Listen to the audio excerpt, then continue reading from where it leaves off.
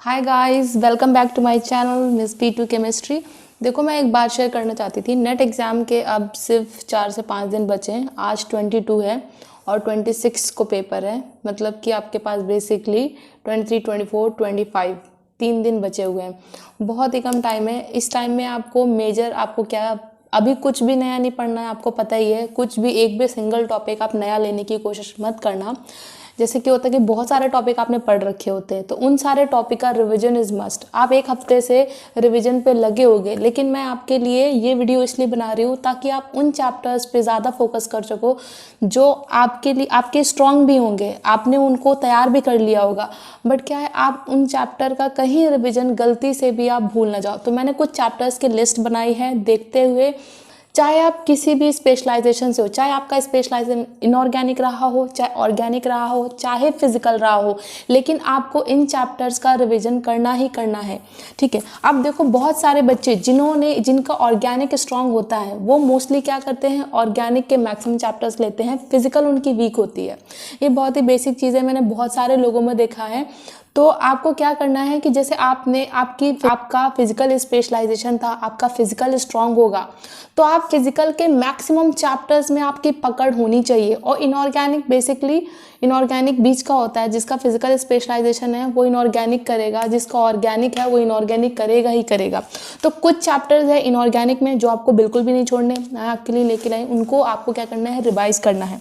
अब मैंने लिस्ट बना के रखी हुई है। उन सारे चैप्टर्स को आपको पकड़ के सबको रिवाइज करना है।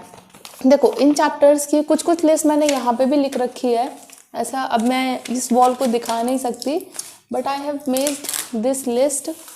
देखो, मैंने कुछ चैप्टर्स की लिस्ट बनाई है। पहला है, देखो, सॉलिड स्टेट। मतलब सॉलिड स्टेट आपको पता है बहुत ही इंपॉर्टेंट चैप्टर है, और कोई भी क्वेश्चन आ गया तो आप इसके क्वेश्चन अटेम्प्ट कर सकते हो और राइट आंसर ला सकते हो। तो ये मैक्सिमम स्कोरिंग चैप्टर्स में आता है। दूसरा है आपका इलेक्ट्रोकेमिस्ट्री। फिजिकल का है, लेकिन इलेक्ट्रोकेमिस्ट्री चैप्टर नहीं छोड़ना है। इलेक्ट्रोकेमिस्ट्री से बहुत ही सिंपल क्वेश्चंस आते हैं और क्वेश्चंस आप आसानी से लगा सकते हो। केमिकल काइनेटिक्स फिजिकल का चैप्टर है, बहुत ही आसान है। बायो इनऑर्गेनिक बस आपको याद करना है, आपने पहले से पढ़ रखा होगा, आपको सिर्फ रिवाइज करना है। बायो इनऑर्गेनिक बस पूरा लर्निंग पोर्शन है, कुछ भी ऐसा नहीं है कि आपको समझना हो, वहाँ पे बहुत सारा दिमाग लगाना हो। तो बायो इनऑर्गेनिक भाई मस्ट करके जाना बचता है। और ऑर्गेनिक का पेरिसाइक्लिक चैप्टर। ठीक है। तो इन सारे चैप्टर्स, मतलब मैंने आप 5 चैप्टर्स यहाँ पे बोले हैं, आपको ये 5 चैप्टर्स करने ही करने हैं, इनको मत छोड़ना। अब देखो, मैं यहाँ पे कुछ चैप्टर्स और भी हैं, मैं उनको क्यों ले रही हूँ, क्योंकि अगर आपको नेट क्वालिफाई करना है तो इन चैप्टर्स को आपको पढ़ना पड़ेगा। 5 चैप्टर से तो काम नहीं चलेगा। कुछ चैप्टर्स है उनको लिखो। आपको करना है क्वांटम। अगर आप फिजिकल के हो, आपका स्पेशलाइजेशन फिजिकल का है, तो आपको पता है कि आप ये आसानी से कर सकते हो। क्वांटम आपका बहुत ही स्कोरिंग चैप्टर है, और 1-2 क्वेश्चन नहीं, काफ़ी क्वेश्चन आते हैं। क्वांटम करना ही करना है। 4 मार्क्स से क्वेश्चन आएंगे, 2 मार्क्स से क्वेश्चन आएंगे। क्वांटम बहुत अच्छे से रिवाइज कर लेना। उसके बाद मैं बोलूँगी, क्वांटम के बाद ऑर्गेनोमेटालिक्स। ये है इनऑर्गेनिक का। ऑर्गेनोमेटालिक्स आपको करना है। देखो, मैं ये बोलूँगी कि ऑर्गेनोमेटालिक्स, मैं स्कोरिंग चैप्टर्स आपको बता रही हूँ। इन चैप्टर से आपका क्या बेनिफिट होगा। पहली बात, ये मैक्सिमम स्कोरिंग चैप्टर्स है और इनसे एक क्वेश्चन नहीं आता, कम से कम 3 से 4 क्वेश्चन देखने को मिलेंगे। 2 मार्क्स में भी होता है, 4 मार्क्स में क्वेश्चन मिलेंगे। ऑर्गेनोमेटालिक्स गाइस प्लीज़ करके जाना, रिवाइज कर लेना, आज ही रिवाइज कर लो ऑर्गेनोमेटालिक्स। और मैं सॉलिड तो बता ही चुकी हूँ, क्वांटम ऑर्गेनोमेटालिक्स बता दिया। ये मेजर मेरे लिए बहुत इंपॉर्टेंट है। और देखो, बहुत सारे बच्चे अगर बहुत सारे बच्चे क्या थर्मोडायनेमिक्स छोड़ देते हैं, पर थर्मोडायनेमिक्स में बहुत ही सिंपल क्वेश्चंस आते हैं गाइस। आप कर सकते हो थर्मोडायनेमिक्स, इसको भी रिवाइज कर लो। अगर आपने पहले से पढ़ रखा है तो इसको रिवाइज में ज़रूर लेना, क्योंकि अगर आप चैप्टर का रिविजन करके जाओगे तो आपके अंदर कॉन्फिडेंस होगा कि आपने सारे फॉर्मूले पढ़े हैं।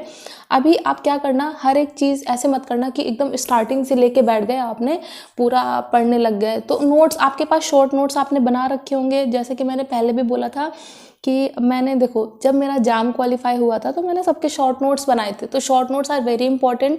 तो एक पेज के शॉर्ट नोट्स बना के ज़रूर रखना। ओके गाइस, अब देखो, थर्मोडायनेमिक्स भी मैंने इंक्लूड कर लिया। थोड़ा चैप्टर और बचा है, उसको भी सुन लो। P block and S block. Questions आते हैं और इतना आसान चैप्टर है, इनऑर्गेनिक का है गाइस। प्लीज़ S&P ब्लॉक ज़रूर कर लेना, बहुत ही आसान है। ऑर्गेनिक के चैप्टर मैंने पेरिसाइक्लिक लिया, ज़्यादा नहीं लिए क्योंकि मैं मेनली फोकस कर रही हूँ लर्निंग आने में, जिसमें आप क्या कर सकते, ज़्यादा ऑर्गेनिक के क्वेश्चंस आप प्रिडिक्ट नहीं कर सकते, बहुत सारी उसमें स्टीरियो, बहुत सारी चीज़ें होंगी। तो मैं ऑर्गेनिक के मैंने पेरिसाइक्लिक ही लिया क्योंकि मैक्सिमम स्कोरिंग है वो, और जिसमें स्कोरिंग सर्टेन हो मैंने वही चैप्टर्स लिए आपके। P&S ब्लॉक कर लेना। और मैं बोलूँगी कोऑर्डिनेशन कंपाउंड्स, ये मस्ट है। कोऑर्डिनेशन तो आपको करना ही करना है। मैंने इतने चैप्टर के लिए मैंने ऑलमोस्ट आपको 5-10 चैप्टर्स दे दिए और आप 3 दिन में इन सारे चैप्टर्स को अच्छे से रिवाइज कर सकते हो। इसीलिए मैं बोल रही हूँ, अभी मैं फिर से बोल दे रही हूँ, इन सारे चैप्टर्स को एक बार फिर से सुन लो। Solid state, pericyclic, electro, chemical kinetics, bioinorganic, you have to revise these are very important. And also quantum, organometallics, thermodynamics, you must have to do this chapter, must है। ओके, P&S ब्लॉक दोनों कर लेना, दोनों बस learn करना है। अगर आपने कर रखा है तो ही करना। बहुत सारे चैप्टर ऐसे भी होंगे कि आपने पहले से कुछ और भी आपने कर रखा होगा। एंड कोऑर्डिनेशन, तो टोटल 10 चैप्टर्स मैं दे रही हूँ। इन चैप्टर्स अगर जिन बच्चों ने इन चैप्टर को पहले से कर रखा है, लर्न कर रखा है, तो रिविजन में इनको ज़रूर लाना क्योंकि ये मैक्सिमम स्कोरिंग चैप्टर्स हैं। ओके, और मैं ये बोलूँगी कि अगर बहुत सारे बच्चों ने पहले से कुछ और चैप्टर्स कर रखे हैं और मैंने जो लिस्ट बताई है उसमें से आपके चैप्टर्स मैच नहीं करते हैं, तो बिल्कुल भी डिसअपॉइंट मत होना कि देखो मैंने बोला कि ये चैप्टर्स करना, फिर आप सोच रहे होगे कि अरे ये चैप्टर्स तो मैंने नहीं किया है। एनीवे आपने कुछ और किया होगा, आपका वो स्ट्रांग होगा, तो आप उन चैप्टर को रिवीजन में लेके आना। लेकिन मैं बोलूँगी 3 दिन में रिवीजन ज़रूर कर लेना।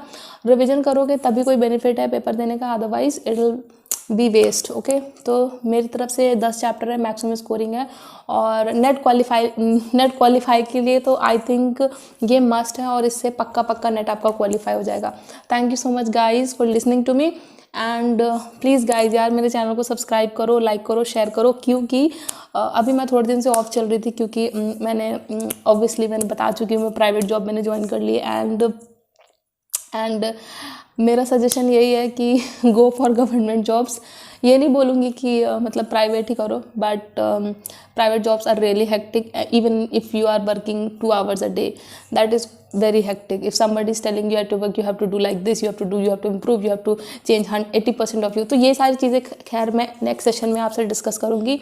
एनीवेज पढ़ाने की ही जॉब है, तो I am enjoying it a lot, I am learning a lot of things, क्योंकि मैं जस्ट इसमें न्यू हूँ, तो I am learning a lot of things. Thank you so much guys for supporting me till अभी तक, और मेरे को आपका सपोर्ट चाहिए। मेरे पास यहाँ पे बोर्ड नहीं है तो मैं बोर्ड वाली वीडियोस नहीं बना पाऊँगी may be, but I will share my experiences about my private job, about my learning, मतलब मैं क्या क्या सीख रही हूँ अपनी नई जॉब से, and it is totally superb. Thank you so much guys, keep showering love.